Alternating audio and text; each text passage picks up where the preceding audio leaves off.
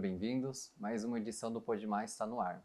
Hoje o nosso assunto é intolerância religiosa. Para explicar melhor sobre o assunto, nós estamos com o nosso convidado, Jonathan Rafael de Souza Melo, que é professor universitário aqui na Faculdade do Vale de Avaré, é historiador e também é pesquisador em filosofia, teologia e história das religiões. Isso aí.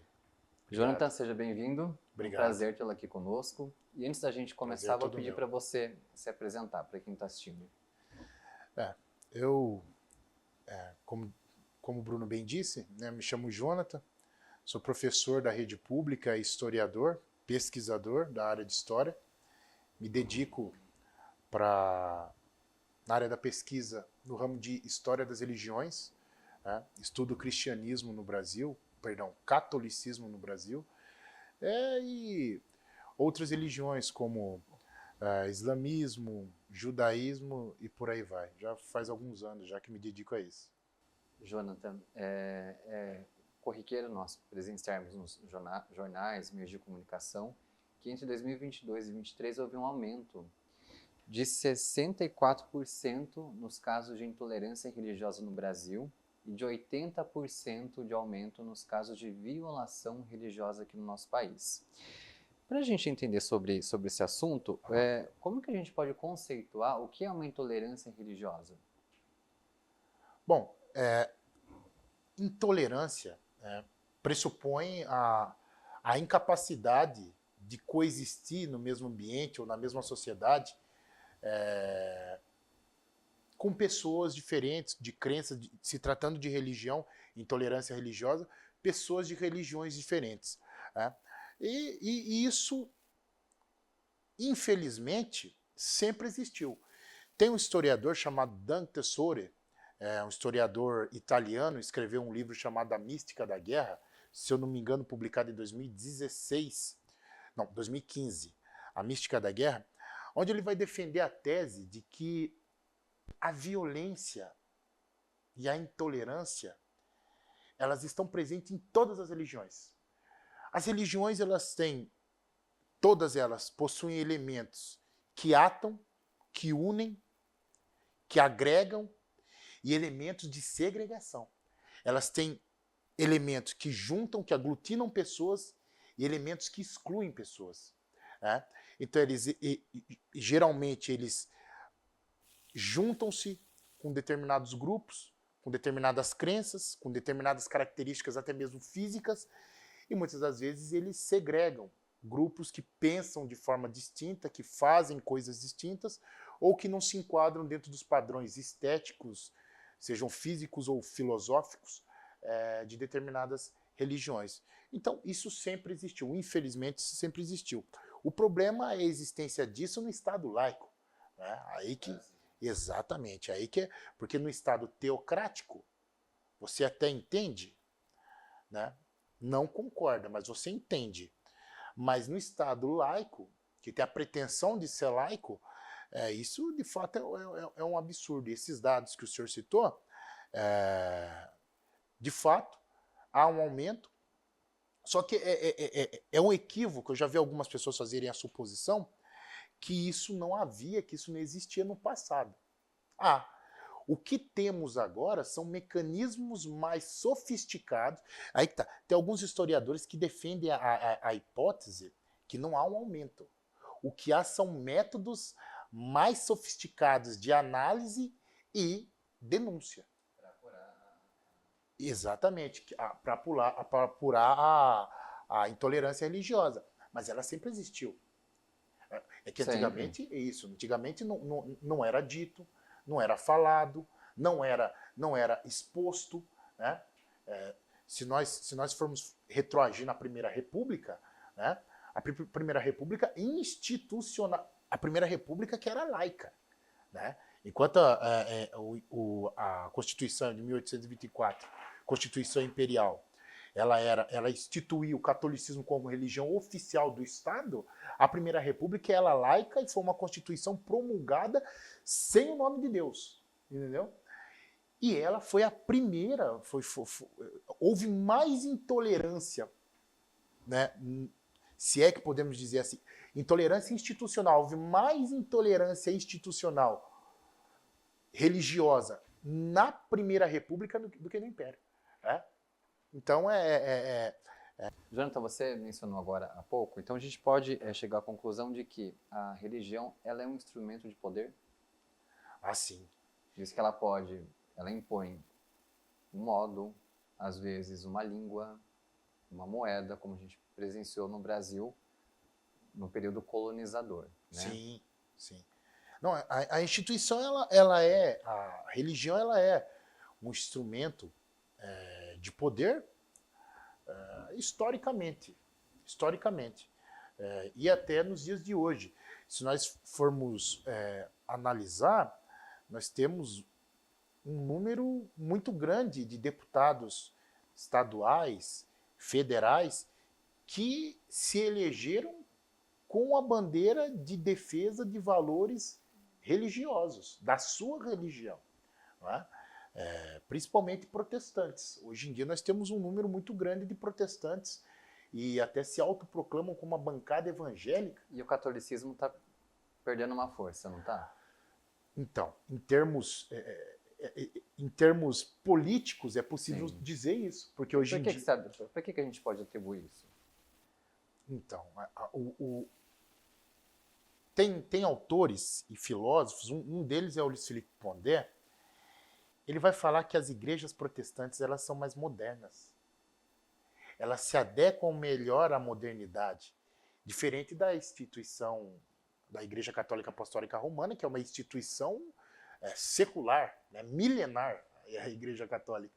A Igreja Católica tem uma série de burocracias para você criar uma igreja, você tem uma institucionalização muito forte, uma hierarquização muito forte.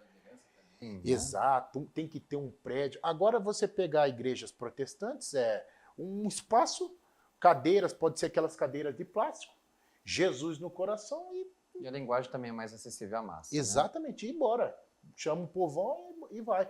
E tem um outro porém, porque as igrejas protestantes elas também alcançam grupos que a igreja católica negligenciou por muito tempo, que são periferias. Se aqui na cidade de Avaré, pelo menos você tinha ali a São Pedro, ali na Félix Fagundes, e você tinha mais acima do São Pedro ali, tinha uma outra igreja do lado do Campo São Pedro, católica. E Primec, Paraíso, o que você tinha de forma abundante, tem de forma abundante, são templos protestantes. Então, é possível dizer que os protestantes, com base no Luiz Felipe Pondé e outros autores, que os protestantes eles se adequaram melhor a essa modernidade incessante do sistema capitalista. E quais religiões hoje aqui no Brasil, no momento atual, a gente pode falar que sofrem maior ataque? As de raízes africanas, pode comparar com o racismo? Sim. As religiões de matrizes africanas, elas... O candomblé, a umbanda e... Isso, candomblé e umbanda, e várias outras vertentes, elas historicamente sofreram preconceitos, e discriminação e perseguição. Sempre. Como eu estava dizendo, você vai ter...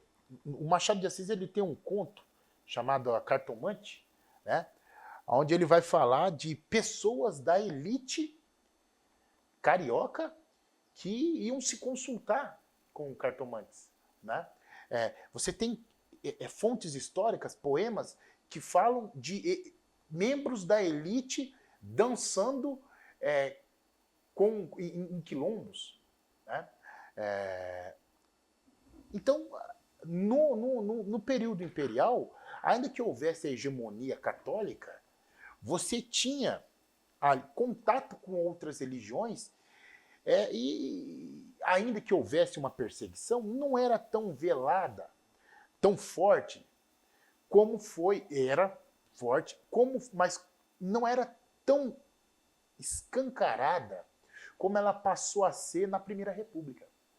A Primeira República você tem a institucionalização você tem a institucionalização da perseguição. Por quê?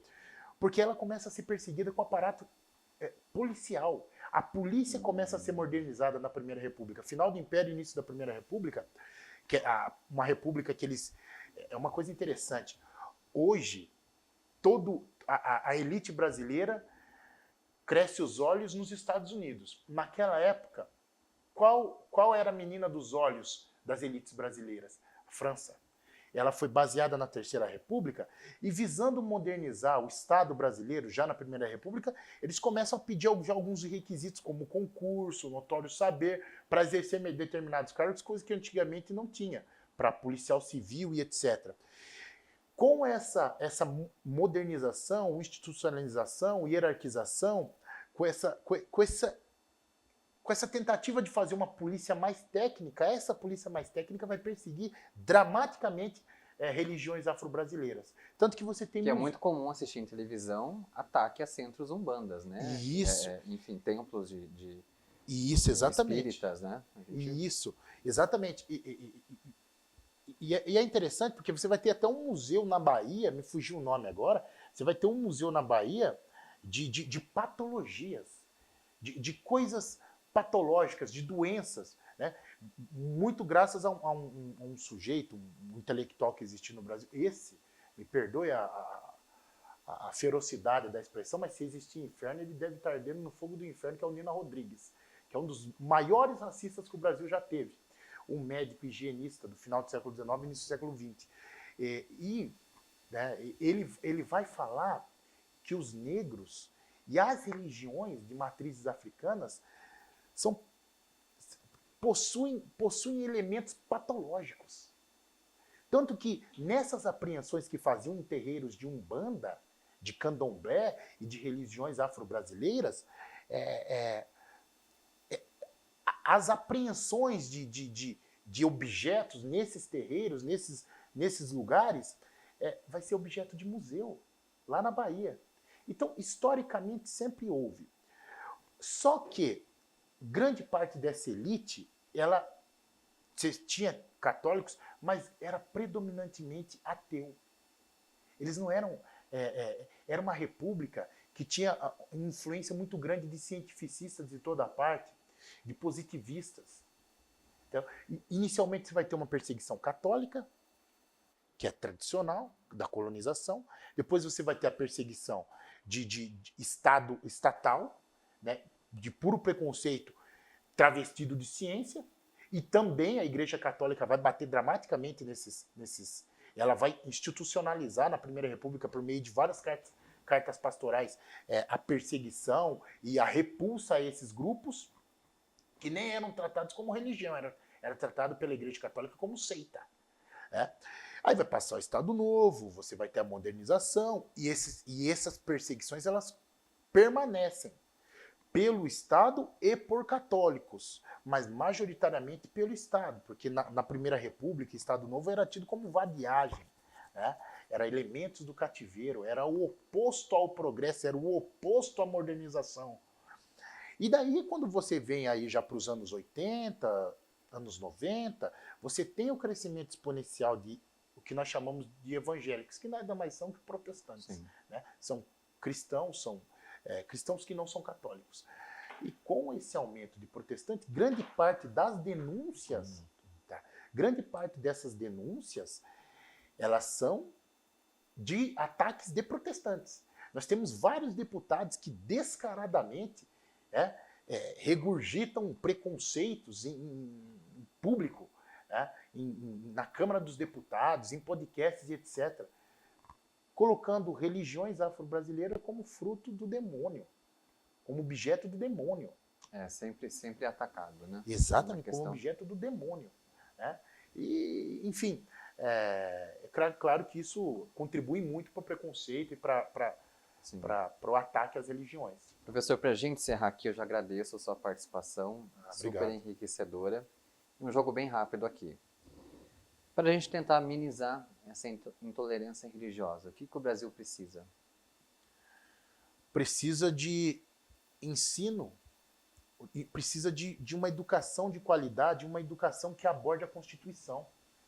Saber que o Estado laico que permite você ter qualquer tipo de crença, né? Você não é porque você tem a liberdade de ter todo tipo de crença que a sociedade tem que ter apenas a sua crença, entendeu? Acredito que passa pela educação da nossa Constituição, que carece nos estados brasileiros, no Brasil como um todo. Educação é a melhor saída, né? Ah, sim. E principalmente educação jurídica sobre Uma nossa educação Constituição. crítica, né? Isso, exatamente. Interessante. Agradeço a sua participação, foi um Obrigado, prazer doutor. tê-lo aqui conosco. Obrigado. Esse programa e outros já estão disponíveis pelo aplicativo Nova Serrana Play. Um abraço, até o próximo episódio.